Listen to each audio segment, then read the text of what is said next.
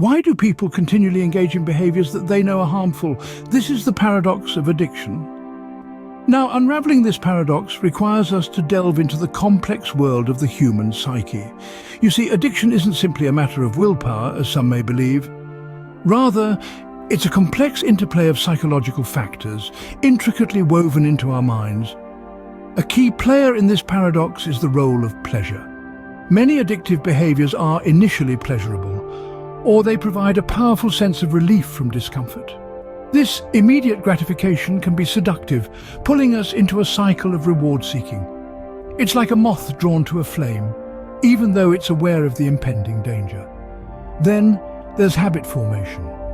Our brains are designed to streamline our actions, to make us efficient in our daily lives. When we repeat a behavior, particularly one linked with pleasure or relief, our brain forms a habit. Over time, this habit can become automatic, something we do without conscious thought. This automation is a double-edged sword. It can help us learn and adapt, but it can also lock us into harmful patterns of behavior. Finally, we can't overlook the role of escape in addiction. Many times people turn to addictive behaviors as a means of escaping pain, be it physical or emotional. These behaviors provide a temporary refuge from discomfort, a fleeting moment of relief. But much like a mirage in the desert, this refuge is illusory and short-lived. All these factors, pleasure, habit formation, and escape, intertwine to create a powerful psychological trap. A trap that can seem impossible to escape from. But it's important to remember, addiction isn't a sign of weakness or a moral failing. It's a complex psychological phenomenon, deeply rooted in our brain's wiring and our experiences. Addiction isn't a sign of weakness or a moral failing. It's a powerful psychological trap. To understand addiction, we need to delve into the human mind. Our brains are wired with a reward system, a fascinating mechanism designed to promote survival. Think of it as a biological cheerleader that encourages us to eat, connect, and reproduce by releasing a neurotransmitter called dopamine. This dopamine rush gives us feelings of pleasure and satisfaction, creating an irresistible urge to repeat these behaviors. However, addictive behaviors hijack this reward system. When someone uses a drug or engages in a rewarding activity like gambling, the brain floods with dopamine, far more than what's naturally produced. This intense pleasure rush, this high, leads the brain to crave that experience again. The role of dopamine in addiction is profound. It not only contributes to the experience of pleasure, but also plays a pivotal role in learning and memory, two key elements in the transition from liking something to becoming addicted to it. Essentially, the brain remembers the intense pleasure and wants it replicated. But there's a cruel twist. Over time, as the brain gets bombarded with dopamine, it adapts. It reduces the production of dopamine, or the number of receptors that can receive signals. This is known as tolerance. The result? The addict needs larger amounts of the substance or behavior to get the same dopamine high. And when the substance or behavior stops, withdrawal sets in. The brain, now used to the high dopamine levels, struggles to adjust to its normal state. This creates a physical and psychological state of unease and discomfort, further driving the need to use the substance or engage in the behavior just to feel normal again. So while the initial decision to use a substance or engage in a behavior may be voluntary, addiction changes the brain in fundamental ways, distorting cognitive function and emotional response. It alters the brain's pleasure principle and hijacks the reward system, turning the pursuit of survival into a relentless cycle of craving. Addiction is a disease of the brain, a chronic condition that requires ongoing management. Why, even when the negative consequences are evident, do people remain trapped in the cycle of addiction? This perplexing question has puzzled many, but the answer isn't as simple as one might expect. One of the main reasons is the psychological barriers that stand in the way of recovery. Let's dive into these barriers, starting with denial. Denial is a defense mechanism that allows individuals to avoid confronting their problems. In the context of addiction, denial can manifest as an inability to acknowledge the severity of the addiction or its negative impacts. This lack of acknowledgement often results in the continuation of harmful behaviors.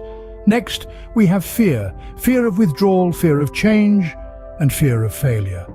These fears can be paralyzing, preventing individuals from seeking help and making the necessary changes to break free from their addiction. It's not just the physical pain of withdrawal that scares them, but also the emotional discomfort of stepping out of their comfort zones and facing the unknown. Another significant barrier is self-stigma. When individuals internalize society's negative perceptions about addiction, they may feel a deep sense of shame and guilt. This self-stigmatization can lead to feelings of unworthiness and self-defeat, further entrenching them in the cycle of addiction. But it's not just psychological barriers that keep people locked in addiction. Social and environmental factors also play a significant role. For instance, being in an environment where substance abuse is normalized, or having a social circle that encourages addictive behaviors, can make it exceedingly difficult to break free from addiction. In the same vein, societal pressures and expectations can reinforce addictive behaviors. When people feel overwhelmed by the demands of life, they may turn to substances as a coping mechanism, creating a vicious cycle that's hard to escape. In conclusion, the journey to recovery is not a straightforward path. It's a complex process that involves overcoming psychological barriers such as denial, fear, and self-stigma. Additionally, it entails navigating through social and environmental factors that may reinforce addictive behaviors. The journey to recovery is often hindered by psychological barriers and social circumstances, but remember, while the journey may be challenging, it is never impossible. Breaking free from addiction is not about stopping a behavior, it's about starting a new life. This statement may sound somewhat grandiose, but when it comes to overcoming addiction, it couldn't be truer. The path to recovery is not a straight line, and it's certainly not a journey one should embark on alone. Psychological interventions play a pivotal role in this transformation. Cognitive behavioral therapy, or CBT, is one such intervention. It's a form of therapy that helps you understand the link between your thoughts, feelings, and behaviors. It assists you in identifying and challenging unhelpful thought patterns and behaviors, and replacing them with healthier, more positive ones. This can be particularly powerful in addiction recovery, as it helps to break the cycle of negative thoughts that often fuel addictive behaviors. Motivational interviewing is another beneficial approach. It's a counseling method that helps you resolve ambivalent feelings and insecurities to find the internal motivation you need to change your behavior. It's all about harnessing your own desire for change and using it as a driving force in your journey towards sobriety. However, it's not just about therapy. Overcoming addiction also requires a robust support system.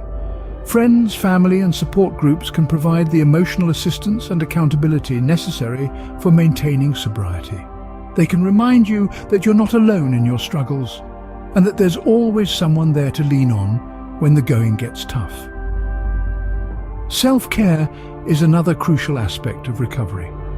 This can encompass a range of activities, from regular exercise and healthy eating to mindfulness and meditation, to simply doing something you love every day. It's about looking after your physical, emotional, and mental health, and learning to prioritize your well-being above all else. In conclusion, breaking free from addiction is about so much more than just stopping a behavior. It's about starting a new life, one that's filled with healthy habits, supportive relationships, and above all, self-love and respect. Remember, recovery is a journey of self-discovery and growth, not a destination. Change is possible. Recovery is possible. This isn't a hollow mantra, but a truth embraced by countless individuals who've walked the path of addiction, yet have emerged stronger on the other side. Change, though it may seem daunting, is an inherent part of life. It's the very essence of evolution, growth, and ultimately, recovery. Addiction is not a life sentence. It's a chapter, albeit a tough one, in the book of life.